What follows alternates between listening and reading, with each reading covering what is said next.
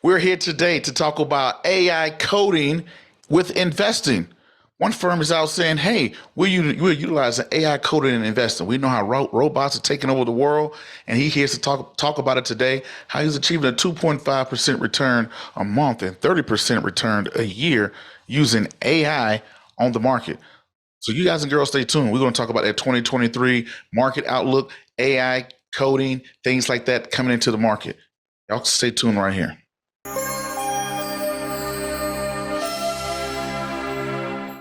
Once again, ladies and gentlemen, boys and girls, and children of all ages, you are now tuned into the Investor Show. As always, this is your gracious host, the Prince of Investing, Prince Dykes, coming to you guys and girls live all the way from the beautiful city and state of Denver, Colorado, via the lovely city and state of Honolulu, Hawaii.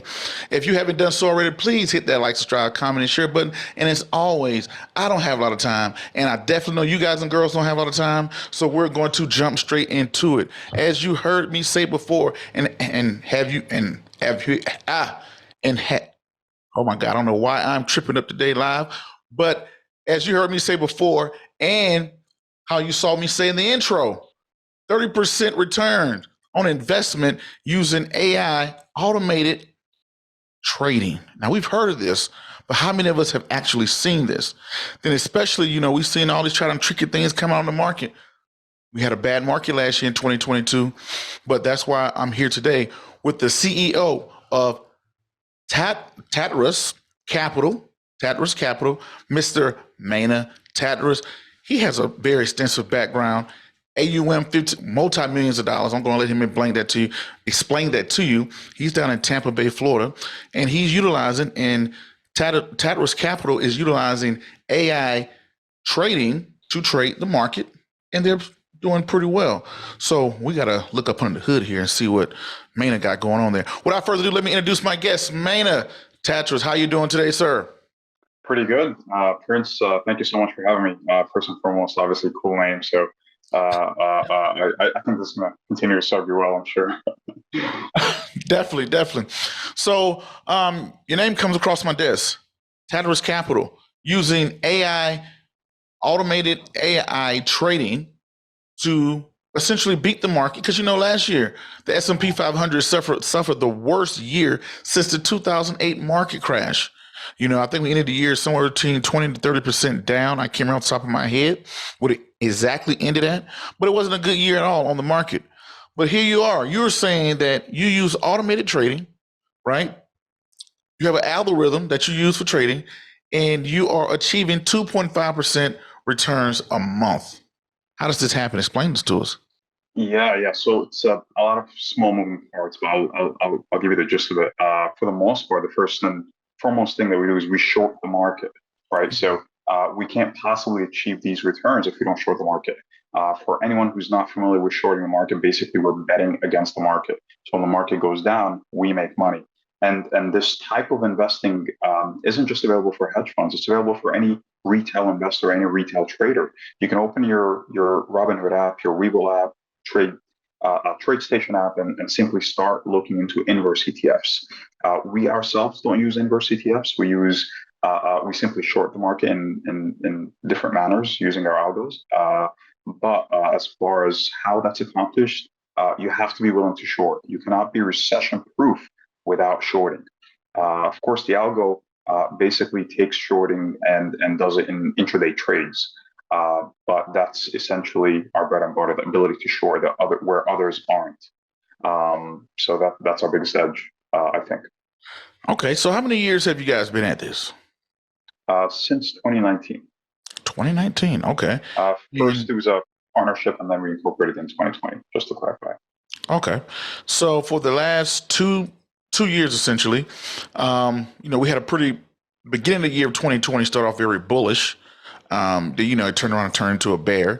2021 was pretty bullish as well. 2022 was a bear.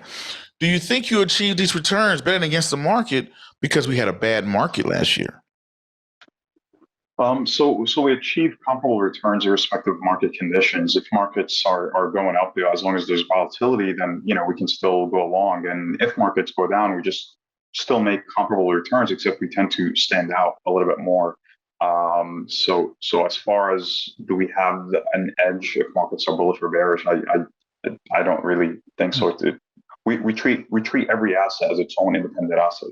So as long as there's volatility, as long as it's moving, then we're good to go. If it's ranging sideways, then that could be a little problematic. There's no movement. We're just going to stall for a little bit. But as long as there's a movement in any direction, whether bullish or bearish, we're good to go. Now, what is the difference between is it just only for the stock market, S&P 500? Can you utilize this AI technology for Forex, or could you use this for cryptocurrencies and those type of spaces? Is it good for any type of trading, option trading, whatever, or is it just done for mostly just the market? We can deploy it on any exchange or broker traded asset. The only thing is it behaves differently based on the volatility of the asset. So the parameters behind the algo will be different. So the stop loss will be different, the take profit will be different, but we trade on anything. And currently we do not run it on equities. We don't want to run it on equities because when we run it on equities, basically means we can only make money from 9:30 to 4 p.m. because that's where liquidity happens. But we actually trade it on almost everything else. Natural gas, oil, Forex, for the most part, we focus on the major Forex.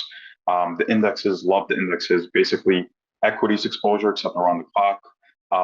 And of course, crypto. And for the most part, we've been shorting crypto. So it's as long as there's an exchange traded asset or a broker traded asset, we can run it on it. So it's very, very scalable. It's not designed for a specific asset or specific asset class. It's not dependent on news. It's purely mathematical. So it's very straightforward. Now, so that seems to be your edge, that you have this technology algorithm that you're able to trade the markets with. Now, is this algorithm, let's say, updated, or is it just push and go and just forget about it? Oh, so it's updated very frequently. I manually check the code for different bugs, different issues, different improvements. But as far as how it's deployed autonomously. So I check it, make sure there are no errors that pop up, and if there are errors, obviously I address it. But it does all the trades by itself, and it includes stop losses with the orders, and it includes take profits with the orders, which is also another edge that we have, but it's not a proprietary edge. Anyone can include stop losses, but people just don't for some reason, which is half the battle. Stop your losses, improve your risk management. That alone will put more money in your pocket, whether or not you have a better strategy. Okay. And for people out there who know what stop loss is, he's talking about when you put on a trade that you stop out, it pretty much sells the stock for you to minimize losses. So my thing is, now when you look at the invasion of the computer, right, you're seeing McDonald's go fully automated. You're seeing trucks go fully automated. All these things have been going automated. Let's say if your firm, you have, you're using AI coding, and let's somebody tunes in and says, hey, man, that's a good idea. And everybody mimics you, then it kind of becomes the battle of the machines. What does that happen when you're talking about scalability with AI in the markets? It's a great question, and it's a fear that a lot of people are having. And initially, I was wondering how will that affect us long term, because we've had an edge for some time, but what's going to happen 5-10 years from now? I think AI, like you said, will definitely be used more, except we use it very differently. For example, our model, what is AI, right? What is automated? What is it thinking about? Our model does not use an indicator.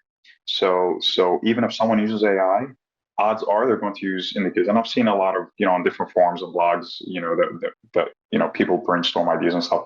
No one's using what we're using, to the best of my knowledge.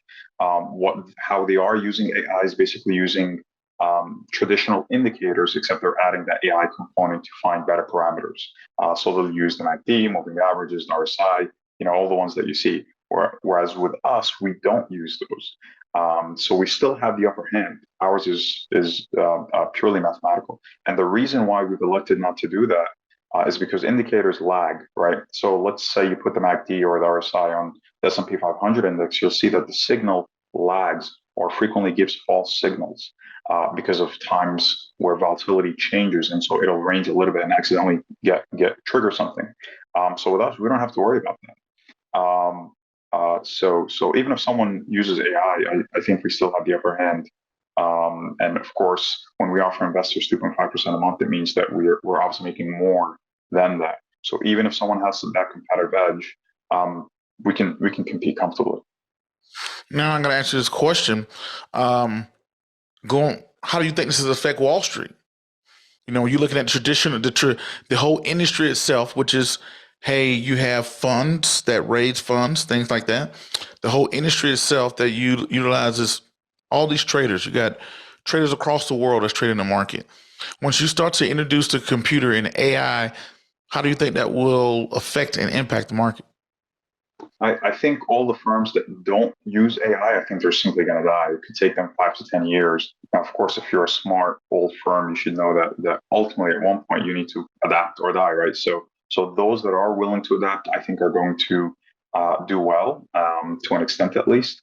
They'll probably either buy smaller firms, let's say a firm like myself, and we're not for sale at Ikeda, but or they're going to try to hire the right talent and adapt. But if they don't, why would someone invest with someone that gives them 7% a year with a 40% drawdown when they can invest with another firm that gives them a much higher return? So just these guys tend to be bigger, and so people look at them with respect. All my money's safe, but unless they adapt, they're gonna die in 10 years, I think.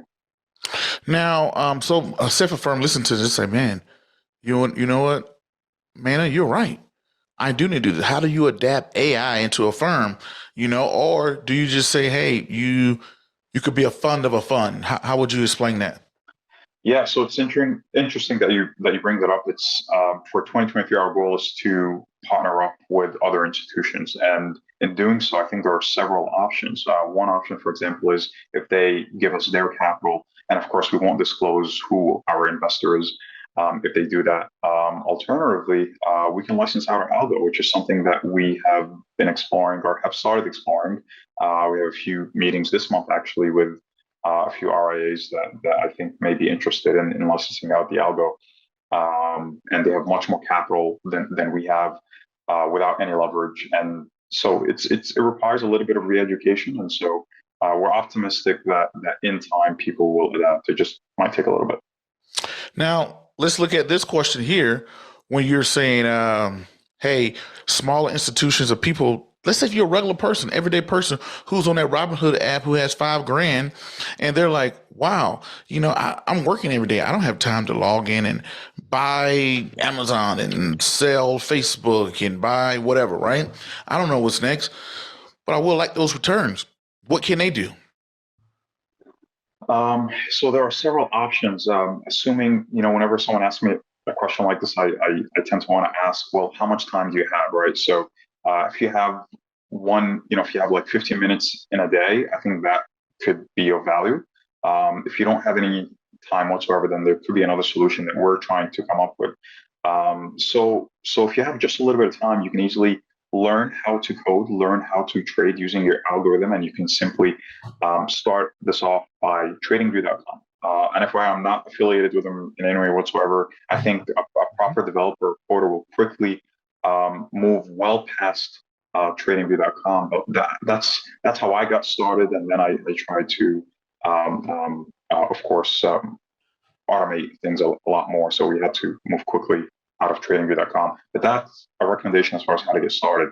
But if someone, let's say, who wanted to invest with us, unfortunately, we couldn't take their capital. Our minimum investment is $250K. But we are trying to partner up with a few institutions, possibly a municipality, where we can onboard someone who is not an accredited investor. And we have some interesting ideas. So we'll see if they develop or not. But that is on our radar, and we are trying to do this. And we're not simply trying to make the rich rich. I want to make everyday people regular. Exactly. That's our objective, and it'll, I think, be very mutually beneficial. So it's something that we hope we can address this year. I got a question I want to ask you. So, well, you know what? Before we do that, we got to take a quick break. We're going to go on a quick break. And when we come back from this break, I'm going to talk about that process of someone who's may listening, who may be an accredited investor, who may be a registered investment advisor. Because if you have your Series 65, that qualifies you to be, RIAs and accredited investment advisor. So what is your onboarding process, all those things. Then we're going to dig a little bit deeper. We got to dig a little bit deeper how this thing works and how this comes out. But you guys and girls, y'all stay locked in here. We're going to take a break. I mean, a very quick break, and we'll be right back here on the Prince of Investment.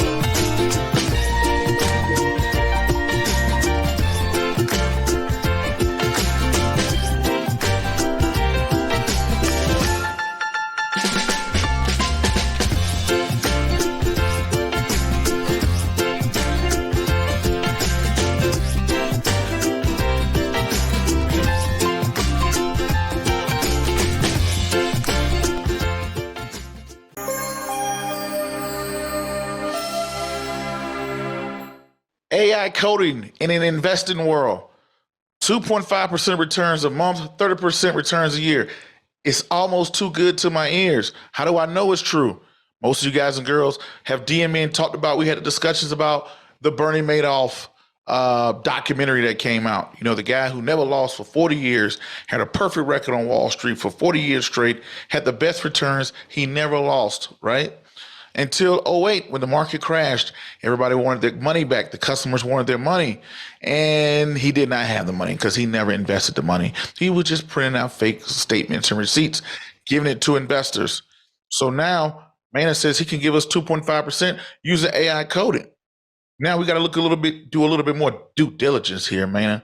What do you got to say to someone who says that's impossible? How can you beat the market on a consistent basis? This has red flags all over it. What do you got to say, Maina?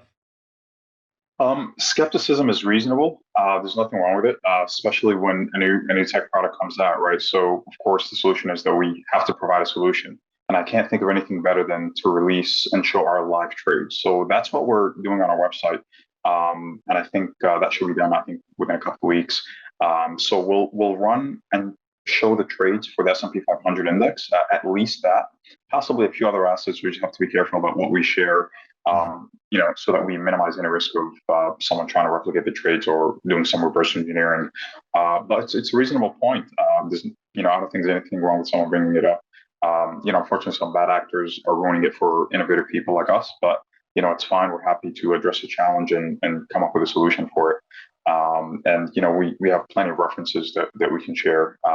So if someone wants a reference, more than happy to share that with them, as long as, of course, the investors are okay with it. So if someone comes to you and says, man, you know what? I am sold. I watched you talking to this goofy guy out in Hawaii, and I want to do business with you. I believe in you and I trust in you. What is the process? How do they do that? Well, basically, there are 3 agreements: PPM, subscription agreement, LP agreement, and we make sure the investor is accredited. Right now, we're using Adobe to execute the contracts, but at one point in the future, we've started working on is basically allowing an investor to onboard themselves. All the KYC, AML, OFAC checks, all that stuff is going to be automated through our website rather than manually through service providers. But as long as someone is accredited, very, very straightforward. They probably know the process. They probably invested in a capacity like this, they just send us the funds and we start trading. Now, will they have access to their account? Can they look inside of their account at any time? Will they have access? So how does that work? We're working on setting that up. Right now, we've partnered up with InvestNext, which we've already started incorporating on our website. So at one point this year, we're supposed to do it last year, except we've been sidetracked with a few different projects we're working on. But at one point, probably within the next few months, that's going to be available. So someone can just simply log in and they can see all their trades, their accounts, not the trades. They can see the balances, the performance, and some information as far as what we trade, how we trade. But we won't share the actual trades just so we minimize any reverse engineering. Okay. So now someone, if they want to say, hey, man, I want to sit down and watch you do this, can they come to Tampa? Can they come to New York and sit saddle and watch you do this? Sure. Happy to share my screen. I'll have to hide a few things. We don't share who our brokers are because our brokers Okay. offer us 500 times leverage.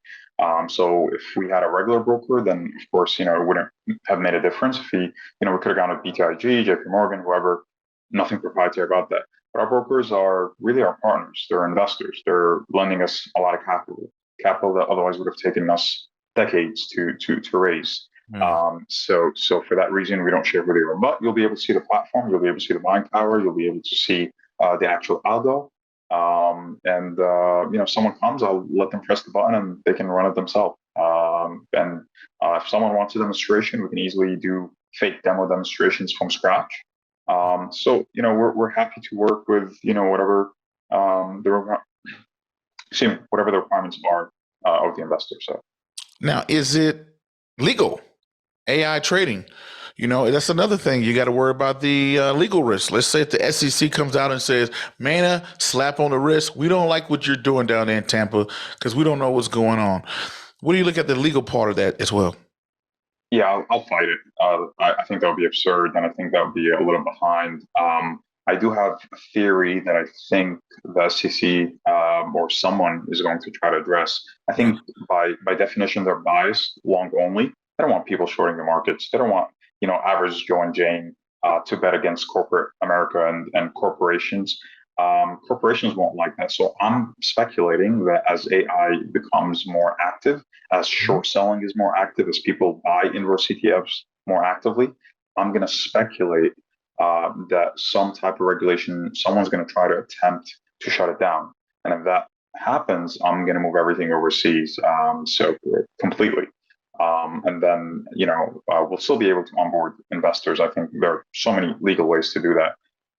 In other words, where there's a will, there's a way. But I do think it's an infringement on one's constitutional rights if someone prohibits it. Okay. Now, when you spoke about this outlook 2023. I know we spend so much time talking about AI and coding because I know people want to hear about that. 2023, what's going on with this market? 2022 is a big bear. What's your market outlook for 2023? It's not very bullish. I think there's a high probability of a recession. Of course, it's not something that we rely on. The algo doesn't take things like this into consideration purposefully. But to answer the question, I'm not bullish at all. I think real estate is going to take a hit. If you follow the Tampa Bay index, it has started to go down, and I think the national index, of course, has gone down as well for real estate. So I think real estate is going to take a hit. And a recession will take in place. There are some labor shortages in place as well. There's a energy crisis out of Europe. So I think there are multiple factors that could affect recessions, not only in the U.S. but possibly globally.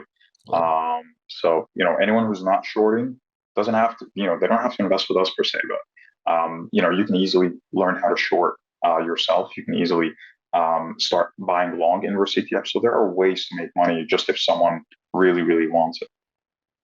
Okay. Now, what would you say to the average person who's tuning into this, listen to this, the millennial? Hey, I have a regular job. What would be your advice to them? What would you have to say to that regular person? Like, hey, I got a regular 9 to 5. I invest a little bit on the side. I tune in to different episodes and shows like this. What would be your advice? What would you do? Learn how to swing trade inverse ETFs. That's certainly possible. So you don't have to be constantly glued to the TV. You don't have to be constantly glued to your brokerage app. But you must, I can't overemphasize this, put a stop loss. Half of our battle is simply figuring out how to properly use a stop loss as opposed to properly having a strategy. The stop loss is a big game changer.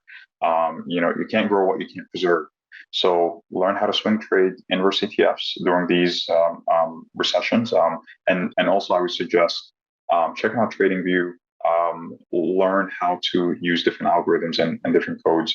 And if you just spend a little bit of time in the beginning, you won't have to spend a lot of time down the line, every day or every hour or anything like that. You can just take it, a few days at a time. Okay. Is there anything else you want to leave us with before we get out of here? The don't be scared to have contrarian perspectives. If you do what everyone does, you're never going to grow. If you're willing to take a little bit of a risk and stand out, then that could be very fruitful. Okay. So when you look at the old school investor that says dollar cost average by S&P 500 index fund and continue to go, what's your thought process with that? I strongly dislike mean reversion strategies because something can go down 5%. You think it's a great time to buy? Okay, well, what if it goes down 10%? What if it goes down 15%? What are you going to do? These mean reversion strategies are I think in part what cause max drawdowns to get triggered. So I'm of the opinion that following the trend is the best way to go. The trend is your friend. So of course, therefore, the next question is how do you quantify the trend? It takes a little bit of practice, a little bit of algorithms, a little bit of indicators, but in time you can quantify the trend and with the help of stop losses. So, man, are you saying that we're probably going to have a recession in 2023? What do you have to say that, hey, man, 2022 was the start of the recession? We're already in a recession. What are you talking about, man? Do you think we're already in a recession or you think we're headed towards a recession? I think we're already in it, but I also think it may continue much worse. And it is to an extent a little bit speculative. I'm not a too big of a macro guy. So of course I could be wrong, and I'm more than happy to be wrong. So I don't mind that at all. But I do think, inflation, how the Feds are reacting with it, how we're printing excess money, it's just not a good recipe. So there's, and I think there's a housing bubble as well. So too many things going bad that I think obviously will create some issues. How do you answer the question that, yes, we have the housing market going down, cryptocurrency is going down, the overall market itself is going down. You're seeing companies still hiring and still having a labor shortage. How do you make sense of all this? Because some people, they're looking at it as like, hey, my job is hiring. I'm hiring. Talent acquisition, people out there looking for talent, people to come to their organizations. What do you have to say about that? How do you explain the labor market? I think there's a disconnect, and I was just in a bet earlier today with the Tampa Bay Business Journal, and a few speakers discussed this. I think there's a disconnect between employers and employees. So employers need help, employees aren't getting compensated properly. And I think, especially because of COVID, I think people have a slightly different mindset, home, work-life balance, right? And employers are not quite there yet, unfortunately, and lower pay for some reason. So I think there's work to be done by both parties, but I have to say it starts with the employer. So you're saying it's more of the employer not paying the proper wages. That's what's causing the labor shortage? I think so, to an extent, yeah. And also, offering the right benefits and the right work-life balance. And obviously, I think it'll fix itself because, supply and demand. I believe in that John Adams laissez-faire, take your hands off of it. And if you are a McDonald's and you want to pay right now, Maina, you can put out a job right now for $5 an hour. There's nothing stopping you.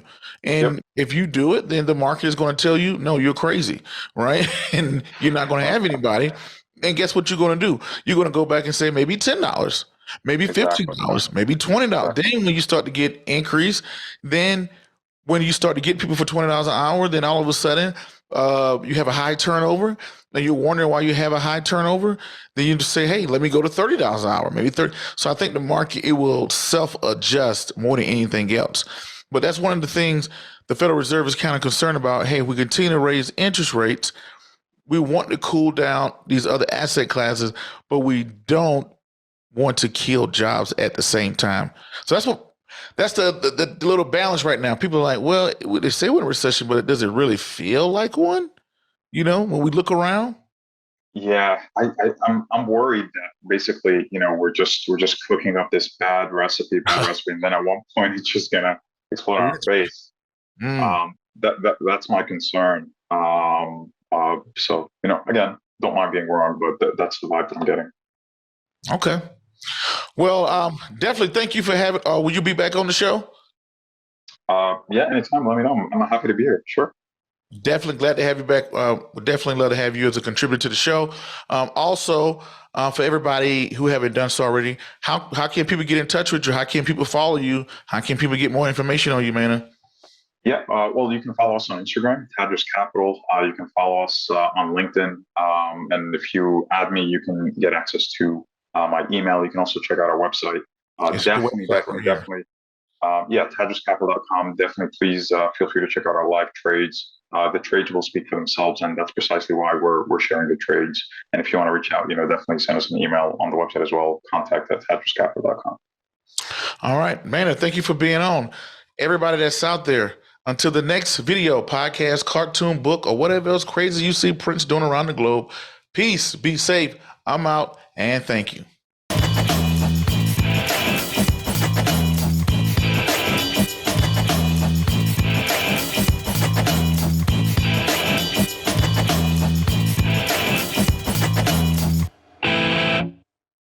Thank you so much for watching ThinkTech Hawaii.